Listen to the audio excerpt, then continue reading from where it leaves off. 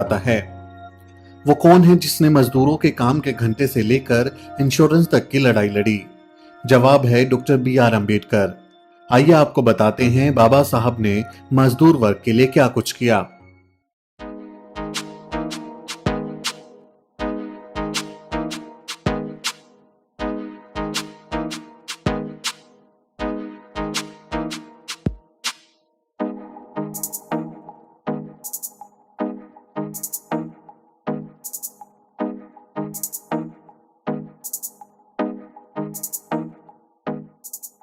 आज भारत में काम के 8 घंटे हैं तो इसका श्रेय बाबा साहब को ही जाता है।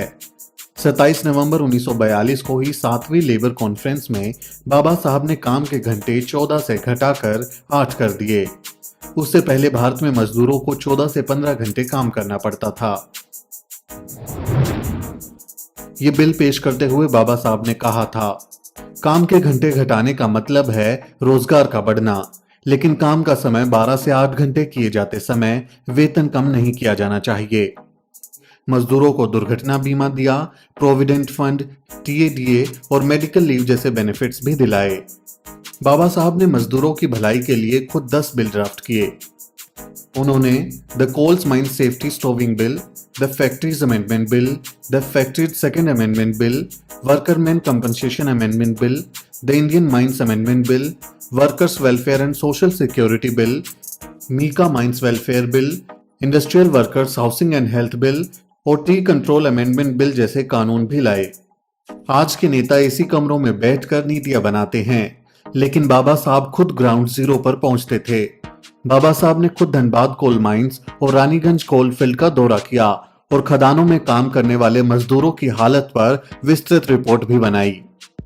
9 अप्रैल 1946 को Baba Saheb mica mines labour welfare fund bill लेकर आए ताकि मजदूरों की भलाई के लिए अलग से एक फंड बनाया जा सके। 29 जुलाई 1943 को बाबा साहब कई और बिल लेकर आए।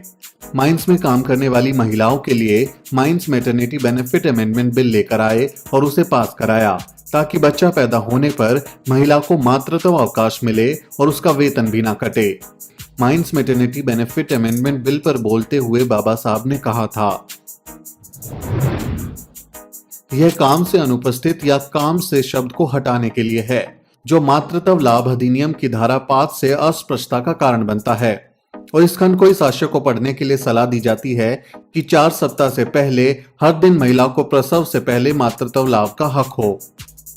साथ ही मर्दों के समान महिलाओं को भी समान वेतन दिलाने के लिए भी बाबा साहब ने संघर्ष किया था। असेंबली में बोलते हुए बाबा साहब ने कहा था, हमें इसका भी ख्याल रखना चाहिए कि महिलाओं को भी पुरुषों के समान वेतन मिले। मुझे लगता है कि ये पहली बार है जब किसी इंडस्ट्री में समान काम के लिए समान वेतन देने का सिद्धांत लागू किया गया है और वो भी बिना किसी लैंगिक भेदभाव के। हमें इसका भी ध्यान रखना होगा कि महिलाएं उस गलियारे में काम ना करें जो 5.5 फीट से छोटा हो। इससे पहले जोखिम भरी जगहों पर भी महिलाओं से काम कराया जाता था। खदान मातृत्व लाभ कानून, महिला कल्याण कोष, महिला एवं बाल श्रमिक संरक्षण कानून, महिला मजदूरों के लिए मातृत्व लाभ कानून के साथ साथ उन्होंने भूमिगत कोयला खदानों में महिला मजदूरों से काम न कराने के कानून की बहाली भी करवाई।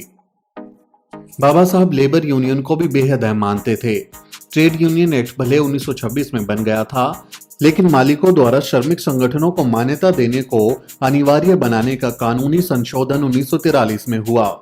13 नवंबर 1943 को बाबा साहब Indian trade union amendment bill लेकर आए थे ताकि फैक्ट्री मालिक ट्रेड यूनियंस को मान्यता दें। इसी समय काम करते समय दुर्घटना का बीमा, जिसे बाद में ASI का रूप मिला, कानून बना। इसी समय बने कोयला और मीका कर्मचारियों के प्रोविडेंट फंड और सारे मजदूरों के प्रोविडेंट फंड भी अस्तित्व में आए। बाबा साहब ने 15 अगस्त 1936 को इंडिपेंडेंट लेबर पार्टी की स्थापना की थी। उसके टिकट पर वे निर्वाचित हुए और 7 नवंबर 1938 को 1 लाख से ज्यादा मजदूरों की हड़ताल का नेतृत्व भी डॉक्टर अंबेडकर ने किया था। इस हड़ताल के बाद सभा को संबोधित करते हुए उन्होंने मजदूरों का आह्वान किया कि मजदूर मौजूदा लेजिस्लेटिव काउंसिल में अपने प्रतिनिधियों को चुनकर सत्ता अपने हाथों में ले 7 नवंबर की हड़ताल से पहले 6 नवंबर 1938 को लेबर पार्टी द्वारा बुलाई गई इस मीटिंग में बड़ी संख्या में मजदूरों ने हिस्सा लिया। अंबेडकर स्वयं खुली कार से श्रमिक क्षेत्रों का भ्रमण कर हड़ताल सफल बनाने की अपील कर रहे थे।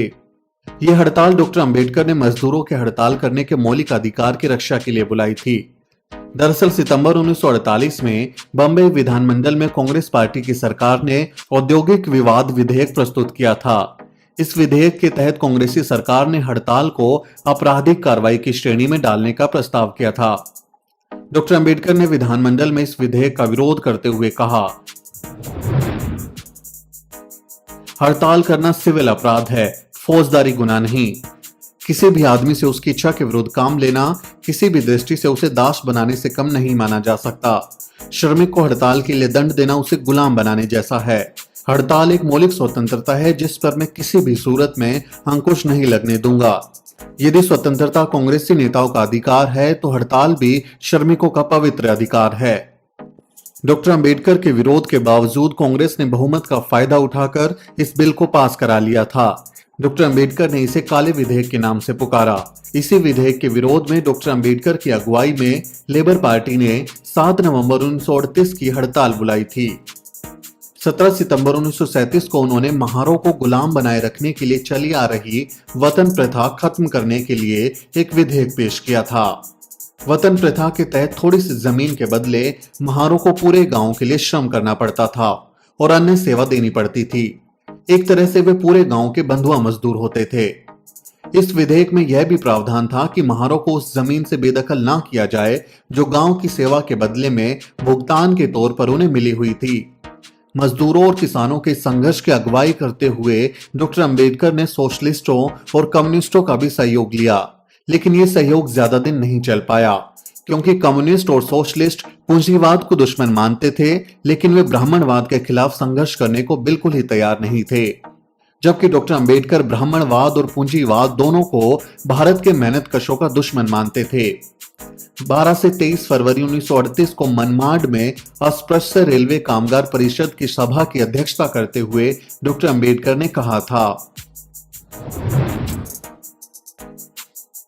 भारतीय मजदूर वर्ग ब्राह्मणवाद और पूंजीवाद दोनों का शिकार है और इन दोनों व्यवस्थाओं पर एक ही सामाजिक समूह का वर्चस्व है, लेकिन कांग्रेस, सोशलिस्ट और वामपंथी तीनों अस्पृश्य कामगारों के विशेष दुश्मन ब्राह्मणवाद से संघर्ष करने को तैयार नहीं हैं।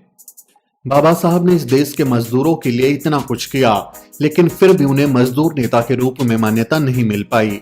साजिश के तहत उन्हें सिर्फ दलितों के नेता तक सीमित कर दिया गया। ना ही मजदूरों पर उनके काम को पढ़ने दिया गया और ना ही कभी उनके इस अमूल्य योगदान को दुनिया के सामने सही ढंग से प्रस्तुत किया। लेकिन सच ज्यादा समय तक छुप नहीं पाता। बाबा साहब जैसे महानायक को आज पूरी दुनिया सलाम कर रही है।